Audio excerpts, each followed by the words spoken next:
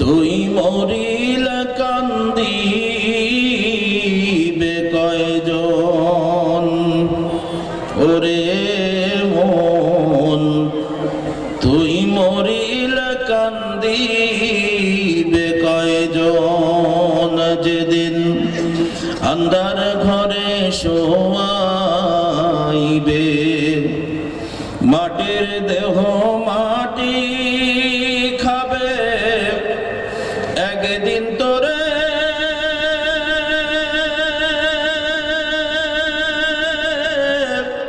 ভুলবে আপনজন।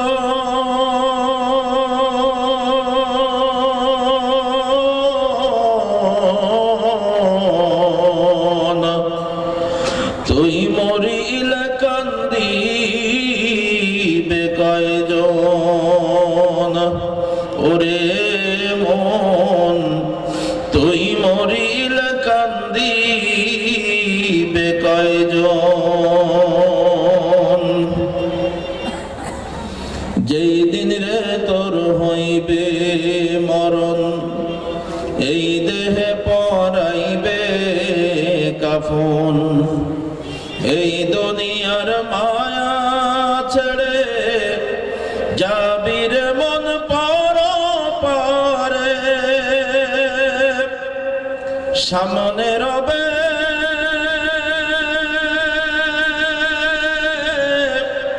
হাসরের ক্ষণ।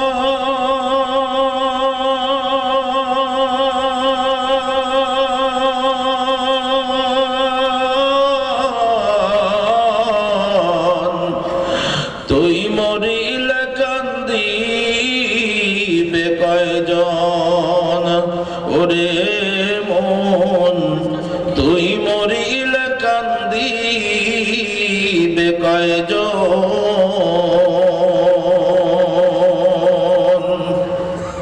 আলহামদুলিল্লাহ,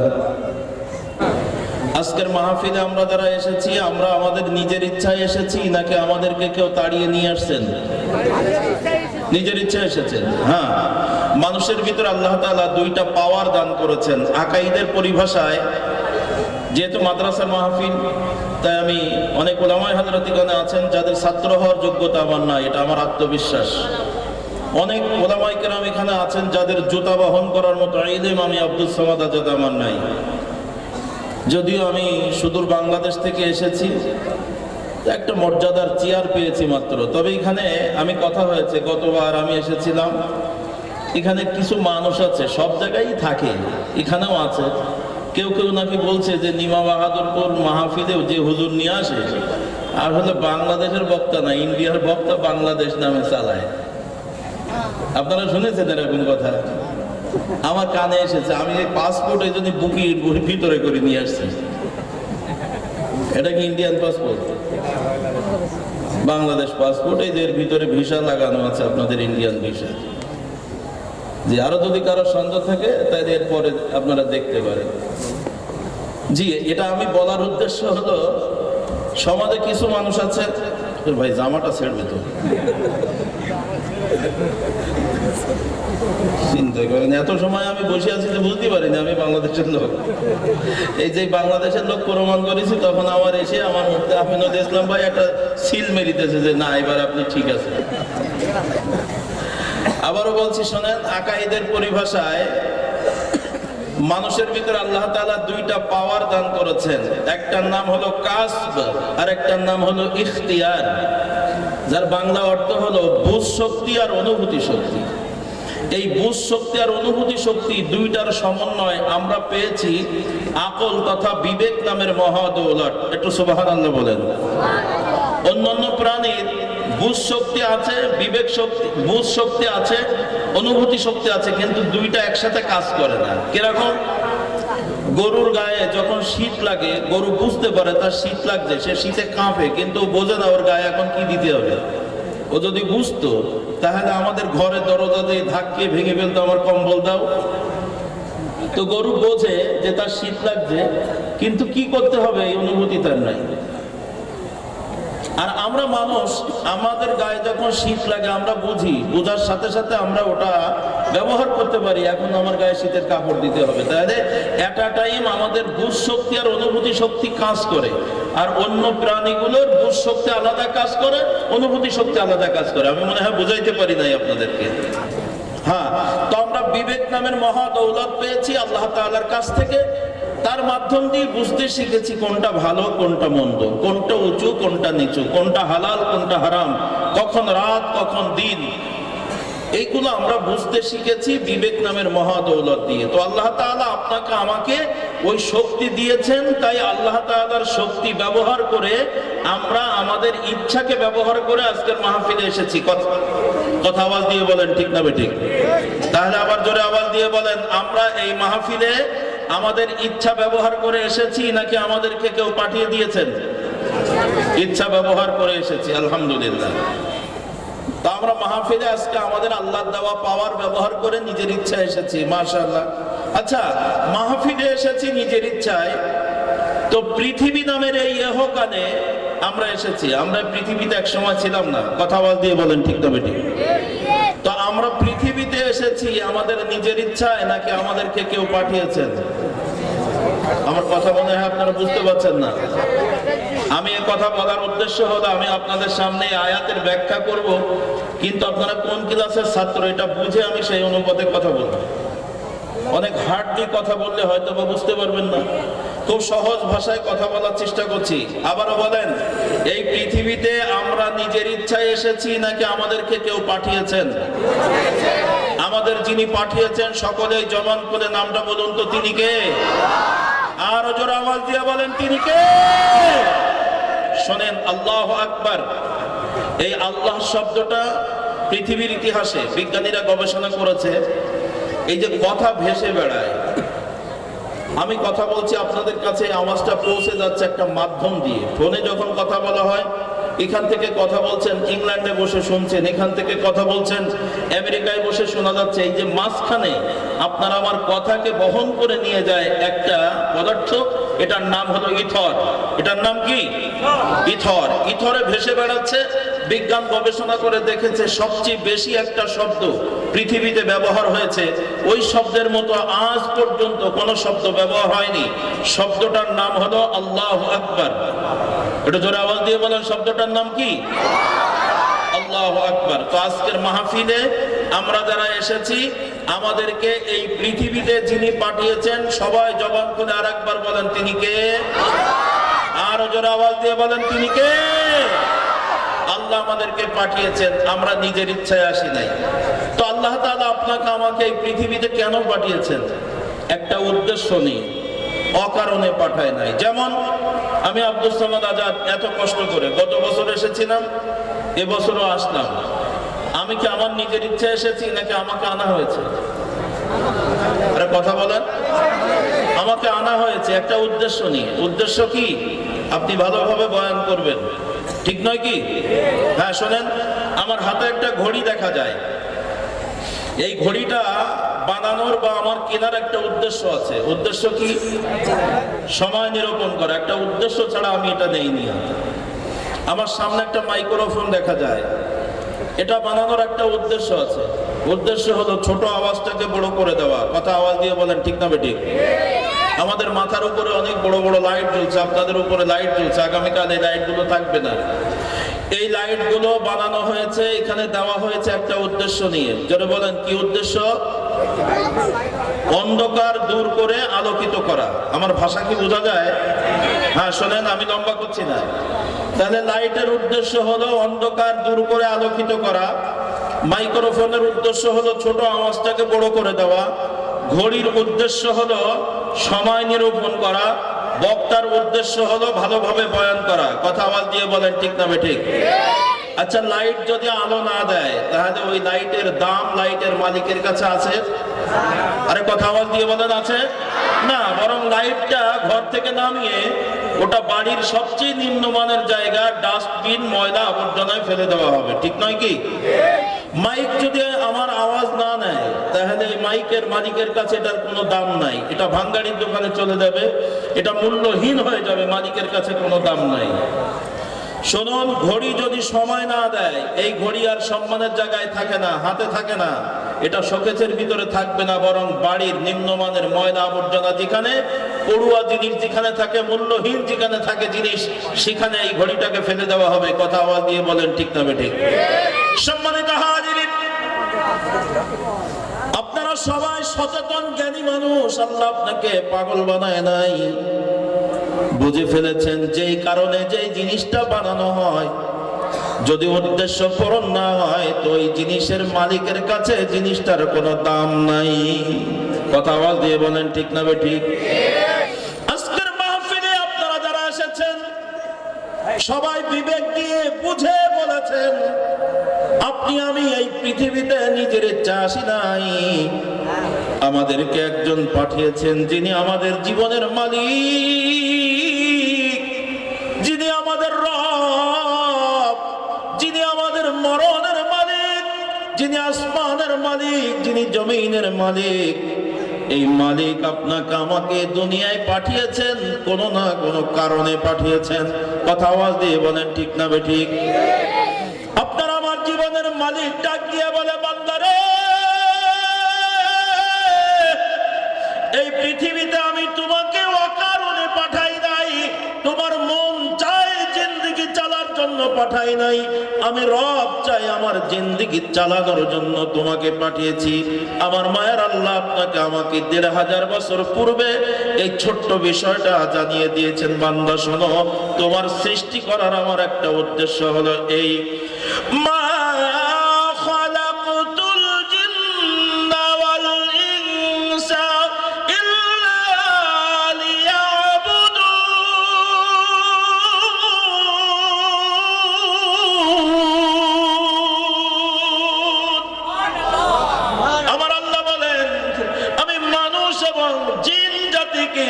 শুধুমাত্র কেবলমাত্র একমাত্র আমি আল্লাহ রাব্বুল আলামিন আমার ইবাদত করার জন্য, আমার গোলামি করার জন্য তৈরি করেছি। এটা সবাই জোরে আওয়াজ দিয়ে বলেন আল্লাহু আকবার। আল্লাহ আমাদেরকে পাঠিয়েছেন এই পৃথিবীতে তার কি করার জন্য?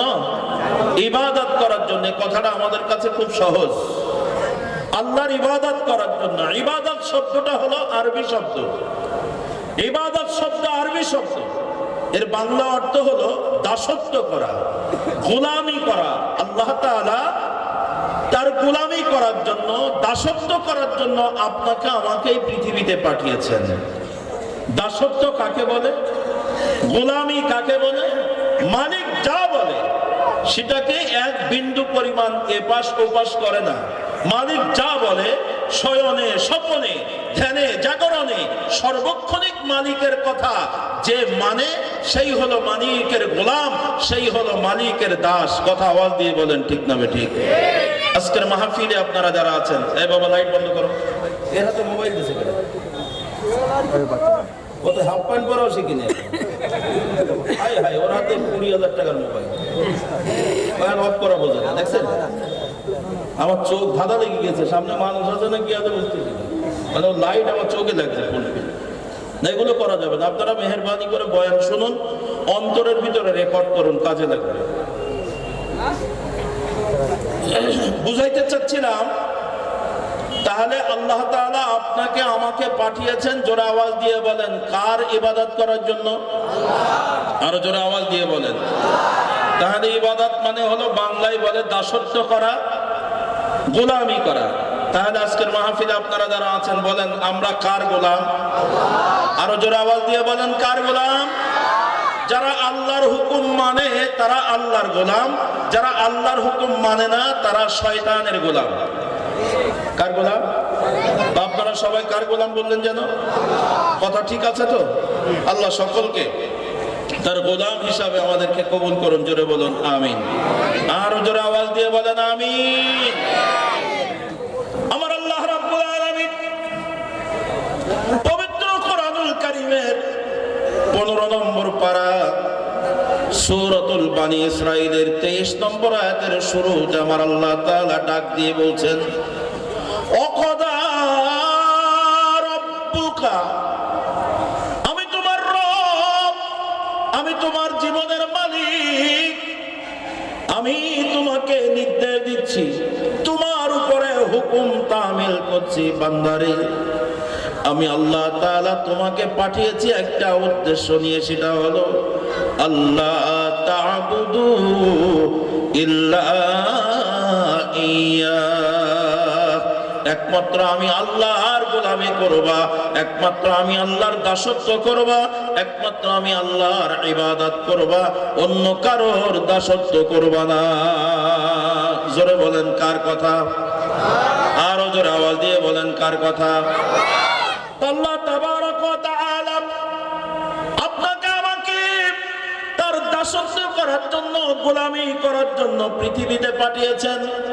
আজকের মাহফিলে আপনারা যারা আছেন, যদি আপনাদের কাছে জিজ্ঞাসা করি, আপনারা বলবেন আমরা আল্লাহর গোলাম। তবে যদি জিজ্ঞাসা করে আপনি আল্লাহর কতক্ষণ গোলাম? আমরা আল্লাহর গোলামি করি অতক্ষণ, আমাদের সুবিধা হয় যতক্ষণ, যেই অসুবিধা হয় আর আমরা আল্লাহর গোলামি করি না, আল্লাহর নাফরমানি করি। বুঝানোর জন্য বলছি, সুবিধাবাদী আমরা এমন একটা আল্লাহর গোলাম, সুবিধা হলে আল্লাহর হুকুম মানি, অসুবিধা হলে আর মানি না। তার বাস্তব প্রমাণ দিয়ে সামনে চলে যাই।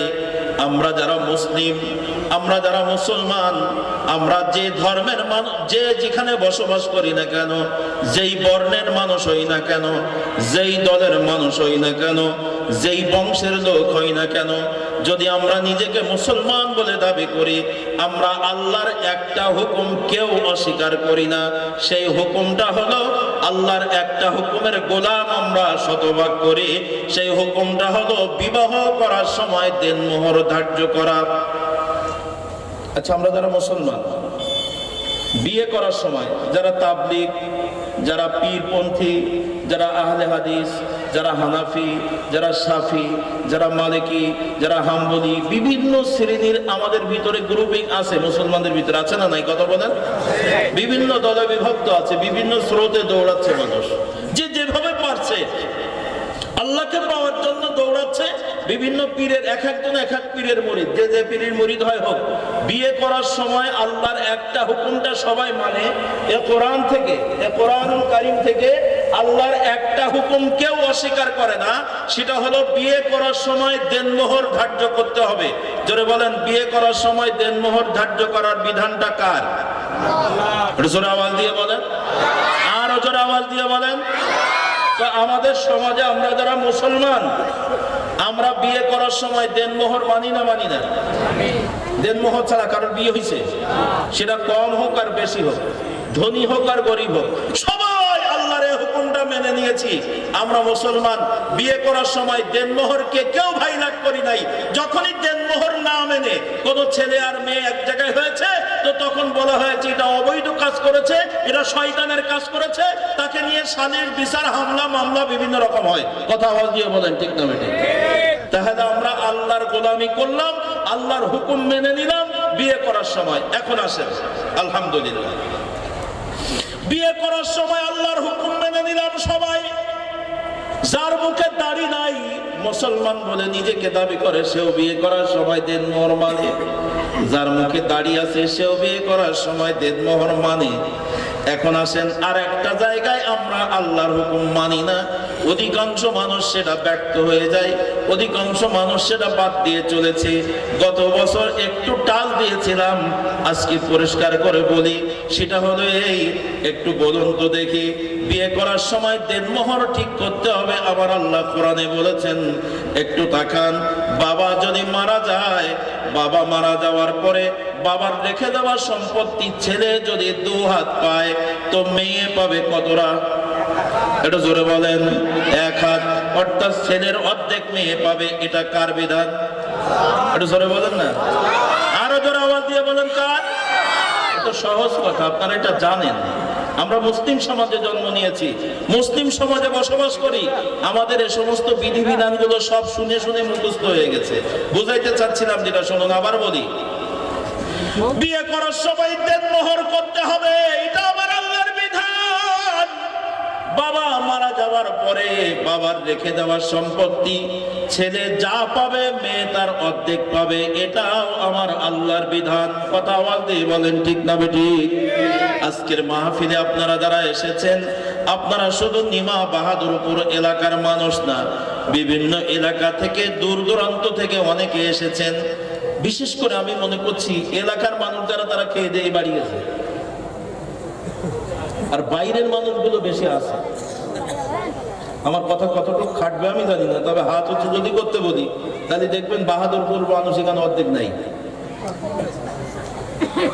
আমি যে খাওয়া সিরিয়াল দেখি আসলাম, সে আল্লাহর ওলিগুলো এখানে আসলে আরো 10 গুণ মাঠ লাগবে।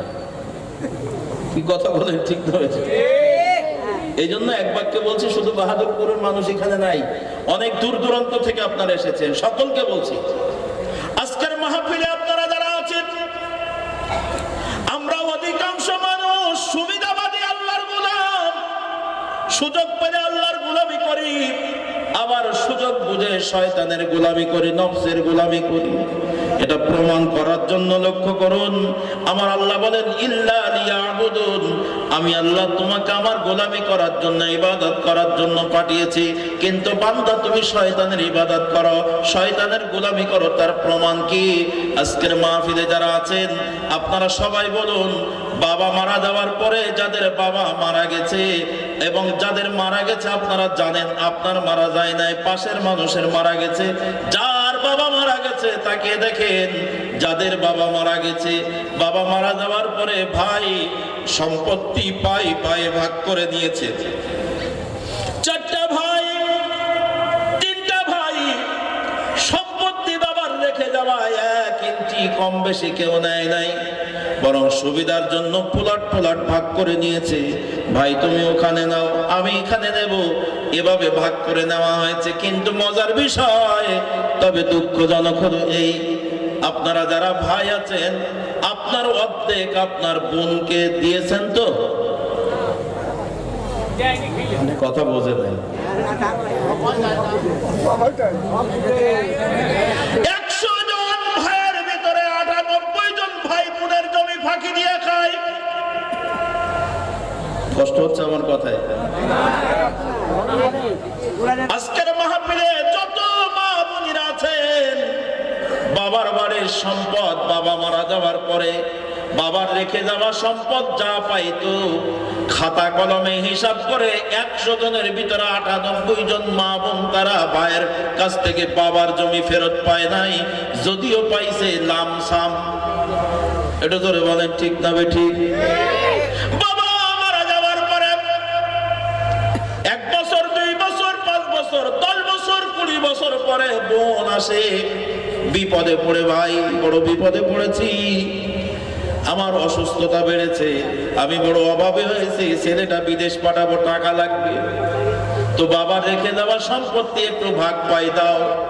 আমরা এমন জান্নাতি ভাই আল্লাহর গোলাম, আজান দিলে মসজিদে নামাজ পড়তে যাই, মাশাআল্লাহ, এটা আল্লাহর গোলামি করা। কপালে সিজদার দাগ পড়ে গেছে, মাশাআল্লাহ, খুব ভালো কথা।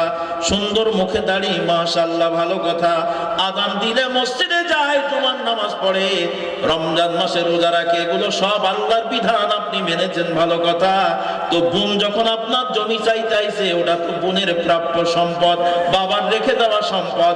ওই নামাজি ভাই, রোজাদার ভাই, দাড়িওয়ালা ভাই তখন বোনকে হাইকোর্ট দেখায় দেয়, বাবার জমি কোন জায়গায় আছে, কাগজ কলম দেখি নিয়ে যা। আপনাদের এদিকে এরকম খারাপ লোক নেই, তবে আমার এই কথা শুনে ইবলিস কিন্তু এখন বলবে, দোস্ত ওঠ, এ হুজুর না হয় তোর চেনে না, এলাকার লোক তো তোর চেনে, তুই বোনের জমি ফাঁকি দিছিস, টাকাটা কি করবে? ওঠ ওঠ, অন্য জায়গায় ওয়াজ শুনিস। এ হুজুর একটা কিচ্ছা কাহিনী বলা বাদ দিয়ে এ কোরআন শরীফ থেকে তাফসীর করা শুরু করেছে, এ তো তোর মহারোগ ধরে দিবে। ইবলিস আপনাকে এখানে বসতে দিবে না। কি আপনারা রাগ করছেন নাকি?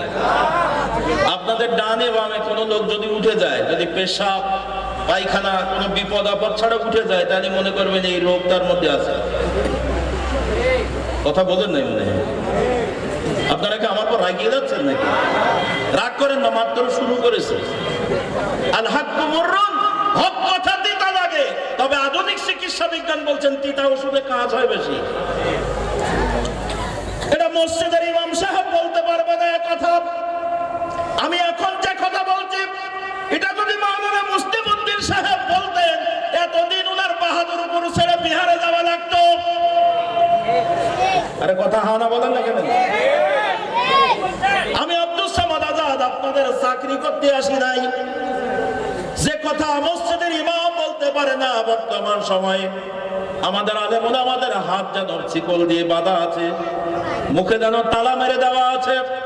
কমিটির লোক যদি সুদখোর হয়, ইমাম সাহেব সুদের রদ মসজিদে করতে পারে না, চাকরি যাওয়ার ভয়।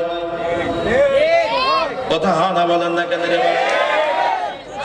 আর আমি এখন যেই কথা বলছি, মসজিদের মিম্বারে যদি আমি বলি, আমার মসজিদের টিকে থাকা কষ্ট হবে, তাই অনেক দূরে এসে বলে যাচ্ছে আমি চাকরির চিন্তায় আসি নাই। কষ্ট হচ্ছে আপনাদের? আপনারা জরিপ করেন, সামনে পেছনে ডাইনে বামে 100 ভাই তারা বাপ হারিয়েছেন, বাবা মারা যাওয়ার পরে বোনের জমি ফাঁকি দিয়েছেন। বোন অসহায়, জমির কাগজ বোনের কাছে নাই। ছোটবেলায় বোনের বিয়ে হয়ে গেছে, বাবা বিয়ে দিয়েছে ওই বর্ধমান। শোনেন, বাবা মেয়েকে বিয়ে দিয়েছে, মেয়ে সেখানে আস্তে আস্তে সময়ের ব্যবধানে সংসার গুছিয়ে বয়স্ক হয়ে গেছে। এখন ভাইয়ের কাছে আসে, বোন তো জানে না কোন খতিয়ানে কোন মৌজায় কোন দাগে কতটুকু জমি আছে। এজন্য ভাইয়ের কাছে জমি জমার কাগজ বের করে না দিয়ে হাইকোর্ট দেখায় দেয়, বোন যা কাগজ কোথায় আছে জমি দেখিনি গিয়ে যা। কিন্তু আধুনিক জামানা, ভাই তোমার রাগ থামাও। বোনের একটা ছেলে লেখাপড়া শিখেছে, ভূমি অফিসে যাইয়া সার্চ দিলেই নানার নামে কতটা জমি আছে বাড়ি করা 1 মিনিটের ব্যাপার। আরে হানা বলেন, ফাঁকি দেওয়ার সুযোগ নাই। টোটাল নানার দামে কতটুকু সম্পত্তি আছে, নাতি এখন বের করে মার কাছে দিয়েছে, মা নিয়ে যাও, এই দাও পর্সা, এই যে জমির দলিল দিলাম, নিয়ে যাও পর্সা, নিয়ে যাও কাগজপত্র। এখন আল্লাহু আকবার, মেয়ে এখন বাবার সম্পত্তির হিসাব নিয়ে গ্রামে এসেছে। গ্রামে আসার পরে গ্রামের মেম্বার যারা আছে, গণ্যমান্য ব্যক্তি যারা আছে, আল্লাহু আকবার, মুরব্বী যারা আছে, এর সমস্ত আল্লাহু আকবার, অঞ্চল প্রধান যারা আছে, দায়িত্বশীল যারা আছে, লিডার যারা আছে, তাদের কাছে এসে এখন বোন ধন্না দেয়, ভাই মেম্বার সাহেব, ও আমাদের অঞ্চল প্রধান, এই দেখেন আমার বাবার সম্পত্তি আমি পাবো, এই দেখেন নগদ পর্সা তুলে নিয়ে আসছি। এখন আমার ভাইরা আমাদের সম্পদ দেয় না, তাড়িয়ে দেয়। এক পর্যায়ে গ্রামের শালীর বসে যায়, চোখের সামনে হাজারো প্রমাণ। আমি বাস্তব কথা বলছি, অবাস্তব এমন কোনো কথা বলবো না যা আপনারা খুঁজে পাবেন না। আমি কোরআন থেকে, আমি কোরআনের সায়েন্সের একজন ছাত্র। আধুনিক জমানায় কোরআন তার বাস্তব রূপ দেয়, তার প্রমাণ আপনাদের কাছে দিয়ে যায়। হৃদয়ের কান দিয়ে শুনে নিন। এক পর্যায়ে মেম্বার যারা থাকে, মাতবার যারা থাকে, তারা বিচার করতে বসে বটে, কিন্তু তারাও বড় সিটিং বাজ হয়েছে। তারা চিন্তা করে 4 ভাইয়ের বাড়িতে ভোট আছে আমাদের 20টা, আরে বোন বিয়ে হয়েছে বর্ধমান, ও তো আমাদের ভোটার না। এটা হলো 1 নম্বর চিন্তা। এখন কাগজপত্র দেখে 52 দাগে, কষ্ট হচ্ছে, 52টা দাগে বাবার সম্পত্তি, একটা মেয়ে পায় 3 বিঘা। দাগে দাগে অঙ্ক কষে হিসাব মিলে দেখা যাচ্ছে 3 বিঘা জমি পায়। এখন চেয়ারম্যান সাহেব, যারা মাতব্বর আছেন, মেম্বার সাহেব, অঞ্চল প্রধান, ভোটের নিশায় আল্লাহর বিধান, আবার ওই অঞ্চল প্রধান বা মাতব্বর যারা সালিশ করছে, তারা মসজিদের সভাপতি হতে পারে, ঈদগাহ কমিটির সভাপতি, মাদ্রাসার সভাপতি, সেক্রেটারি, সব ভালো কাজের সাথে জড়িত আছে। উনি আল্লাহর গোলাম, নামাজ যখন পড়ে বলে আল্লাহু আকবার, ইহদিনাস সিরাতাল মুস্তাকিম, أنعمت عليهم اهدنا الصراط المستقيم صراط الذين أنعمت عليهم غير المغضوب عليهم ولا الضالين। নামাজের মধ্যে আল্লাহর কাছে বলছে, আল্লাহ সরল সঠিক পথ দেখাও, যে পথে ভ্রান্তি পথ, ওই পথে তুমি আমাদেরকে নিয়ে যেও না, দেখায়ও না গো আল্লাহ। এখন বিচার করার সময় বোনকে ডাক দিয়ে বলছে, বোন তুমি 52টা দাগে ক্ষতি কাগজ কলম যা নিয়ে আসছো সব ঠিক আছে, অস্বীকার করার তো সুযোগ নাই। বলে সব ঠিক আছে, হিসাব কিতাব করে দাগে দাগে মিলিয়ে দেখা যায় তুমি 3 বিঘা জমি পাবা। তো যদি দাগে দাগে দেওয়া হয় তাহলে তুমি চাষবাস করতে পারবো না, কিছুই করতে পারবো না। তার চেয়ে এক কাজ করো, তোমার তোমাকে এক জায়গা থেকে 10 কাঠা জমি দেই। বোন অনন্য উপায় হয়ে বলে, হায় ঠিক আছে তাই হোক। অনন্য উপায় মনের কষ্ট মনে রেখে কিছুই যখন পায় না, নগদ যায়, হাত পেতে নাও, বাকির খাতা শূন্য থাক। বোন কোন রকম একটু রায় দিল। এমন সময় ভাই মেম্বার চেয়ারম্যান মিলে, মাতব্বররা মিলে 10 কাঠা জমি যদিও দিল, বাহাদুরপুর রোডের পাশে দামি জমি দেবে না। বাজারের উপরের বাবার রেখে দেওয়া দামি জমি ভাইরা 4টা ভাগ করে নিয়েছে, বোনকে দেয় না। বোনকে দেয় ওই বিলের মধ্যে যেই জমির দাম নেই। আরে হানা বলেন না কেন? যেই জমির দাম কম ওখানে 10 কাঠা জমি দেবে। তারপরেও জমি দেওয়ার পরে বোন ওই জমি বিক্রি করে ওই টাকা কাজে লাগাবে সুযোগ নাই। গ্রামের কোন মানুষ ওই জমি কিনতে পারবে না। এই 4 ভাই মসজিদে নামাজ পড়তে যাইয়ে নামাজ শেষ করে মসজিদের মুসল্লিদের বলবে, খবরদার যেন আপনি জমি কিনে নাও। 4 ভাই গোটা গ্রামের মানুষের পিল লাগিয়ে দিবি, আমার বোনের জমি যেন খবরদার কেউ কিনতে যায় না। গ্রামের যার কাছে বোন যায়, গ্রামের মানুষ ডাক দিয়ে বলে, বোন রে, ইচ্ছা ছিল আমি তোর চাচাতো ভাই জমি কিনবো, কিন্তু তোর ভাইরা শত্রু হয়ে যাবে, নিষেধ করে দিয়েছে, জমি কেনা যাবে না। সর্বশেষ মাঠে সাধারণ ভাবে ওই জমি বিক্রি হচ্ছে 10 লাখ টাকা বিঘা। এক পর্যায়ে অনন্য উপায় হয়ে বিপদে পড়ে ওই অসহায় বোনটা জমি বিক্রি করে আসতে হচ্ছে মাত্র 2 লাখ টাকা বিঘা।